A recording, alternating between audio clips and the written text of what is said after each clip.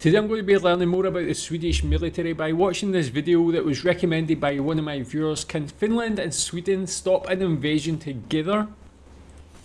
From what I've learned, I would say definitely so. Like, both have such strong militaries. Both countries are actually very, very innovative when it comes to actually making military equipment and vehicles and weapons and so on as well. Very stacked. So interested to see this. Let's watch it. You can tell me what you think. You ever look at a map and think, hey, let's invade Finland or Sweden? No? Good, because that's not just a bad idea. It's a career-ending one. Sure, they've got forests, lakes, and in Sweden's case, meatballs so good they launched a furniture empire, but trying to storm into their backyard, that's like wrestling a bear in the middle of a snowstorm. Dramatic, dumb, and definitely not ending well. But hey, for argument's sake, what if someone did try? Could this Nordic bromance actually defend themselves? Let's start with the geography, because before you even meet a soldier... Yeah, just with regards to like this as a sort of joint force. Like, I have watched a few videos recently and seen that these two countries have been conducting some military training exercises together. Is that a common thing? Has it been increasing in its regularity with the threat of Russia? What's the history of working together with these two countries as a sort of combined force? Let's start with the geography, because before you even meet a soldier, you'll have to fight the land itself. Finland is basically nature's fortress. Roughly 75% of it is covered in dense forests that go on forever, like nature forgot to stop drawing trees. Toss in over 188,000 lakes and you've got a natural barrier course that splits up your forces before they can even coordinate. And in winter, good luck. The temperature drops so low your tears freeze before they hit the ground. It's the kind of cold that makes your tank beg for retirement. That exact environment was the downfall of the Soviets in 1939.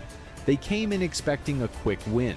Instead, they were met with snipers on skis, frozen supply chains, and ambushes that came out of the mist like ghosts with Mosins. Now, hop over to Sweden. It's not much better for an invader. The country stretches long and thin across the Scandinavian peninsula, with mountains to the west, thick woods to the north, and the Baltic Sea watching its eastern flank like a suspicious neighbor. Then there's Gotland, Sweden's little island outpost in the middle of the sea. Think of it as a floating watchtower, armed and ready to mess up anyone trying to sneak in by sea. Sweden's coast... Yeah, Gotland was somewhere I learned about recently, and they know that there's a growing military presence on there as well, even from NATO countries, never mind just Sweden. So actually very important as a place. But yeah, you can already say from the geography, the terrain and all that, it's like these two countries are quite impenetrable that way, or at least it's going to be very, very difficult to do that, which is like a good natural defense, I guess. Sweden's coastline is jagged and packed with more islands than any other country on Earth. Trying to pull off a clean amphibious landing about as likely as finding a Swede who doesn't love fika and silence. And even if you do manage to land, congratulations. You've just stepped into a country where every small town is basically a potential fortress. Alright, let's talk hardware and manpower. Because if you do somehow get through the geography, that's when things get really uncomfortable. Finland may look peaceful on the outside, but it's like a retired boxer living in the woods, calm, quiet, and perfectly capable of knocking your teeth out. The Finnish defense forces are designed around the concept of total defense. That means almost the entire adult male population is trained to fight, and many women too. Their wartime strength? Over 900,000. Yes, you heard that right. That's more than the population of some countries, and they know the terrain better than Google Earth. Their artillery stockpile is the largest in Europe. Seriously, they have more artillery pieces than France and Germany combined. Why? Because in Finland, overkill isn't a problem. It's a lifestyle. They've got German-made Leopard 2 tanks that can punch through enemy lines in sub-zero temps, and American FA-18 Hornet fighter jets screaming through the skies like angry snowhawks. And guess what's coming next? Yep, 5th gen F-35 stealth fighters, ready to add a dash of invisibility to an already overwhelming defense. Now, if you're thinking of hiding underground from all this, bad news. Finland already thought of that. Helsinki alone has a massive underground bunker system, fully equipped with hospitals, command centers, and enough supplies to turn a siege into a very awkward waiting game for the attacker. And then there's Sweden. Don't let the neutral image and calm music fool you. The Swedish armed forces are lean, tech-savvy, and built for fast mobilization. Their navy is particularly nasty. They operate some of the most advanced stealth submarines in the world. These things can sneak through coastal waters, fire off torpedoes, and vanish like a polite ghost. Sweden's air force is armed with Gripen multi-role fighter jets, smaller than some of their NATO counterparts, but insanely maneuverable and equipped with advanced tech. And then there's Sweden's total defense doctrine. It's not just the military, it's the whole population. Every citizen has a role. In times of crisis, the entire country can shift into defense mode.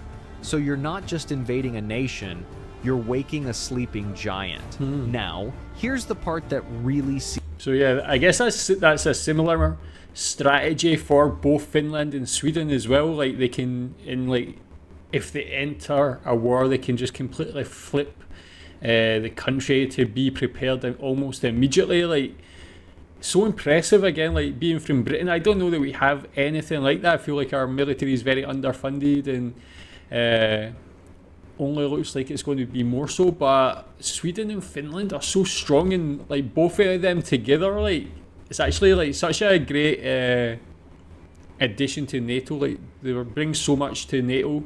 Tell me, like being from Sweden or being from Finland, how you feel about that level of preparedness. Does it give you a lot of confidence? Is it scary that you know that you need to have that because of the threat from Russia? Tell me what you think about it. The deal. Both countries are in NATO now. Finland joined in 2023, finally giving up its long-standing neutrality because, well, history has taught them that being prepared is better than being polite. Sweden followed in 2024, snapping decades of non-alignment like a cold breadstick. This changes the entire game.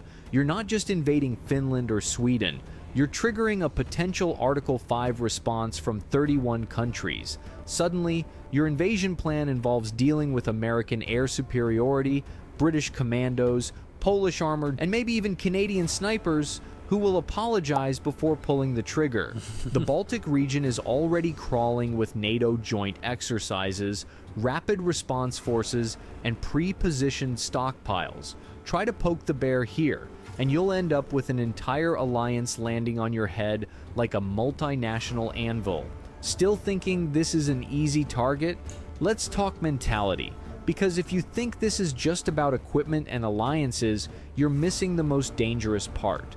In Finland, they have a word, sisu. It doesn't really translate, but it's a mix of endurance, courage, grit, and an almost supernatural refusal to give up.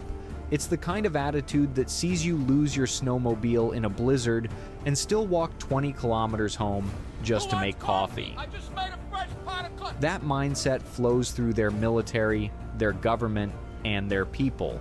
Civilians in Finland are prepared. They know where the bomb shelters are, they've trained in survival.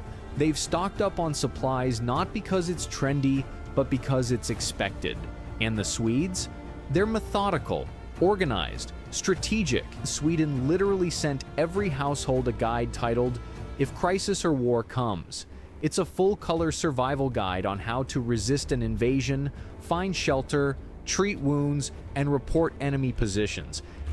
And probably how to do it while maintaining good recycling habits. So let's say...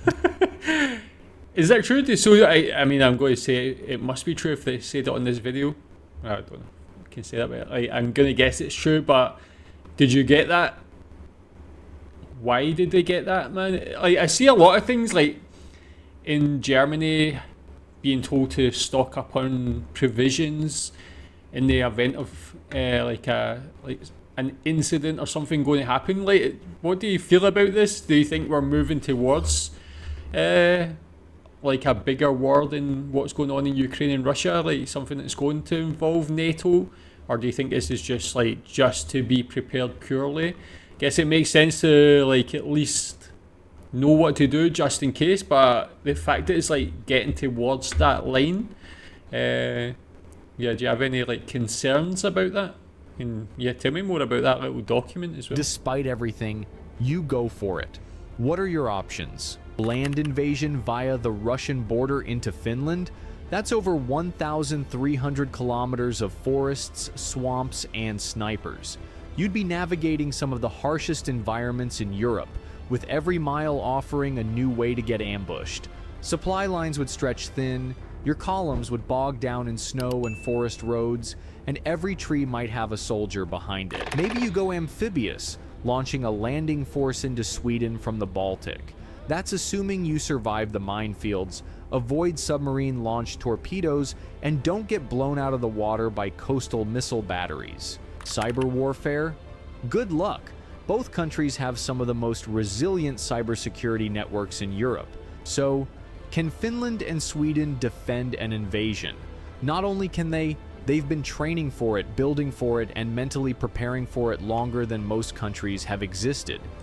Oh, I mean, definitely don't mess with Finland and Sweden, especially together. Like, so that's an incredible level of preparedness. I wonder if people like from Finland and Sweden know how prepared both of these countries are. What do you think about it? Do you have any concerns about having to be this prepared, about having war? Obviously, ideally there would be no war and things, but with Russia, you just never know. But being part of NATO, like being British and being part of NATO, is just such a great thing for Finland and Sweden to join. Just adds so much to the group, and bring a lot. So tell me what you think about this one. Thanks.